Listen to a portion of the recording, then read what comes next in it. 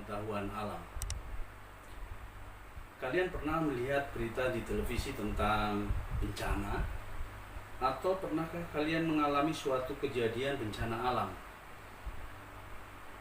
Gempa, jika terjadi di suatu wilayah yang tidak berpenghuni, maka gempa tersebut hanya akan menjadi catatan statistik bagi para peneliti atau seismolog. Akan tetapi sebaliknya, jika gempa tersebut terjadi di kawasan padat penduduk, walaupun kekuatan gempanya tidak begitu besar, namun menyebabkan kerusakan yang sangat luas serta menelan korban jiwa yang tidak sedikit. Kemudian orang akan mengatakan bahwa itu merupakan bencana. Apakah bencana itu? Ya, kita membahas tentang masalah bencana. Materi kali ini adalah bencana alam dan mitigasi. Apa sih bencana alam? Ya, sebelum kita membahas tentang bencana alam, kita sebaiknya mengetahui kompetensi dasar. Kompetensi berdasar pertama adalah menerapkan prosedur mitigasi bencana alam. Yang kedua, melakukan simulasi mitigasi bencana alam yang terjadi di lingkungan sekitar. Kemudian kita bicara tentang indikator pencapaian kompetensi. Yang pertama adalah 1. Mengidentifikasi bencana alam.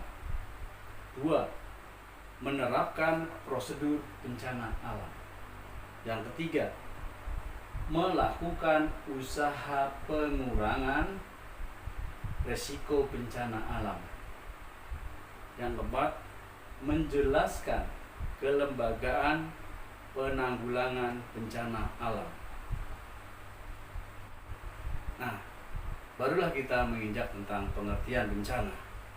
Pengertian bencana suatu peristiwa atau rangkaian peristiwa yang mengancam dan mengganggu kehidupan serta penghidupan masyarakat yang disebabkan baik oleh faktor alam dan non-alam maupun faktor manusia,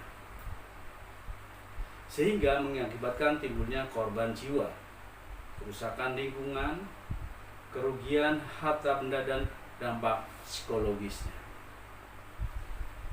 Nah, kita bicara tentang tadi dikatakan tentang mitigasi. Mitigasi bencana adalah istilah yang mengacu pada tindakan-tindakan untuk mengurangi dampak dan suatu bencana. Usaha mitigasi bisa berupa pra bencana, saat bencana, dan pasca bencana. Mitigasi gempa bumi. Apa sih yang dikatakan gempa bumi? Ini sudah saya tuliskan di sini, ya. Gempa bumi adalah peristiwa timbulnya getaran dari dalam bumi yang terjadi sebagai akibat dari terlepasnya energi yang terkumpul dalam batuan yang mengalami deformasi secara tiba-tiba. Itu adalah gempa bumi.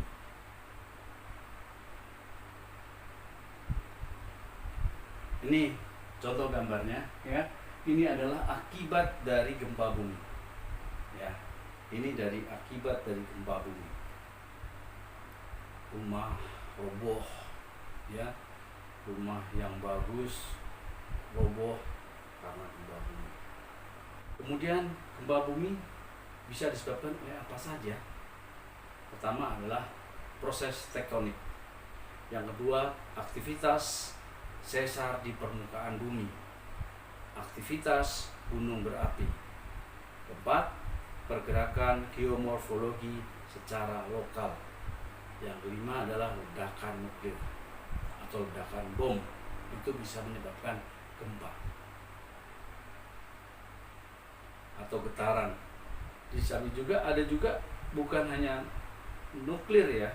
Kalau saat-saat ini ada alat-alat berat. Jadi orang-orang yang mengalami di sekitar proyek biasanya itu mengalami getaran, yaitu seperti orang merasakan adanya getaran bumi atau gempa bumi. Nah, sedangkan alat untuk mengukur intensitas dan magnitudo gempa yang terjadi di permukaan bumi adalah seismograf. Sedangkan satuan yang dipakai adalah dengan skala Richter. Dampak apa yang terjadi adanya peristiwa gempa bumi? Peristiwa gempa bumi, saya ulangin lagi, peristiwa gempa bumi seringkali berdampak pada berubahnya kondisi, ya, berubahnya kondisi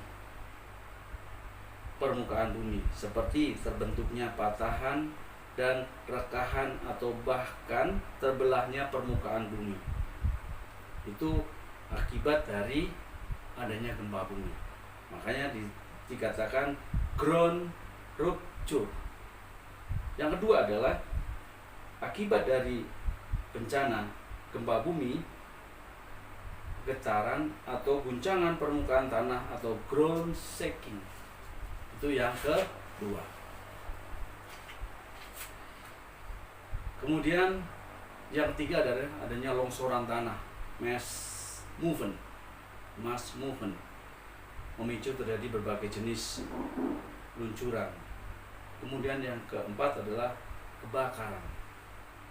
Kelima, adanya perubahan aliran air. Kemudian selanjutnya adalah perubahan air bawah tanah.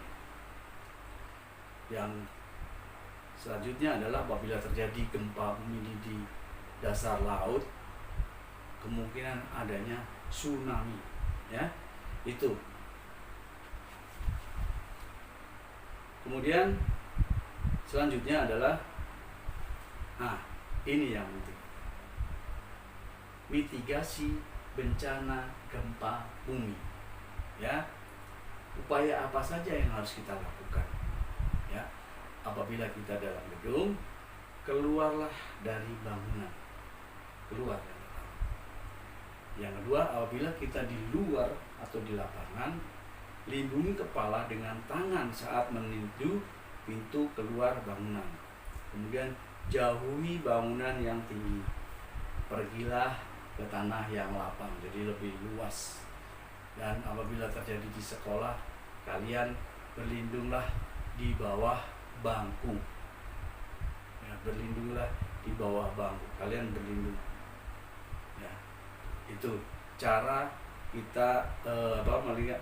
Setidaknya kita bisa mencoba untuk menghindari korban, menghindari luka terhadap diri kita. Ya, itu adalah mitigasi bencana gempa bumi. Nah, nanti silahkan kalian rangkum atau kalian catat. Nanti minggu depan kita akan bertemu lagi di pelajaran atau di bencana yang lain. Terima kasih. Selamat siang. Assalamualaikum warahmatullahi wabarakatuh.